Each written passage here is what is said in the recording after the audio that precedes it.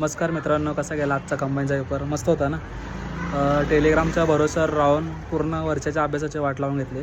कारण की अभ्यासाला शेवटची रिव्हिजन लागते आणि ती टेलिग्रामच्या नादात पूर्ण बऱ्यापैकी पोरांची ती राहून गेली आणि पेपर ठीकठाक गेला. म्हणजे पेपर होता अवघड, असं नव्हतं की पेपर सोपा होता, पण बऱ्यापैकी पोरांची जी रिव्हिजन असते तीच टेलिग्रामच्या नादात झाली नाही. टेलिग्रामकडे एवढे सूत्र पॉवरफुल आहेत ना की एखादं मोठं चॅनल असेल तिथनंच मेसेज कॉपी करायचा, पेस्ट करायचा. म्हणजे एकाने केलं तर सगळ्यांनी तेच करायचं.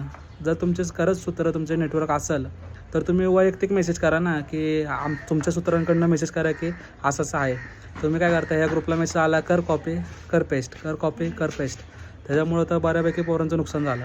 आणि जस्ट पेपरच्या बाहेर आलो तर क्लासवाल्यांचं नवीनच आलो. म्हणजे हे MPSCचा बिझनेस केला आहे ठीक आहे, पण एवढा मोठा की तुमचा पोरगा पेपरच्या बाहेर आला नाही, लगेच आम्ही विचारलेले प्रश्न आले, आमच्या नोट्समधनं प्रश्न आले, आमची ज्यांनी बॅच घेतली त्यांना फायदा झाला. पोरं पण एवढ्या स्पीडमध्ये मेसेज करतात, सर आम्हाला तुमच्या बॅचमधनं 15पैकी 15 आले, 14पैकी 14 आले.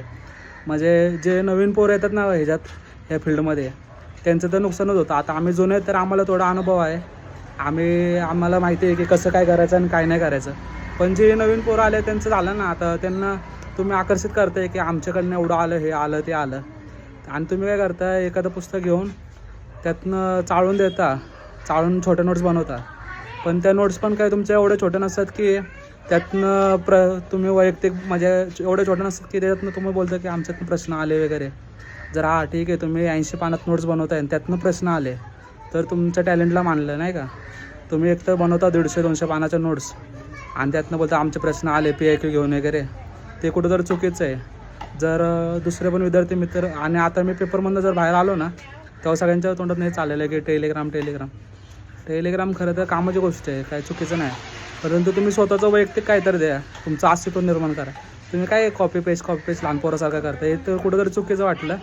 पोरांचं वर्ष तर गेलं बऱ्यापैकी वाया, पण शेवटी चुकी तुमची पण नाही, चुकी पोरांची पण आहे थोडी. कारण की त्यांनी पण तुमच्यावर सगळ्यांनी त्याच्यावर आत्मनिर्भर नव्हतं राहिलं पाहिजे. स्वतःकडनं पण काय तर वैयक्तिक जातं, अभ्यास मॅटर करतो. आता कुठं कमी पडलो तिथं तुम्ही त्या चुका सुधारा, अभ्यास करा. आणि आता येणाऱ्या पुढच्या पेपरसाठी हार्दिक शुभेच्छा. धन्यवाद.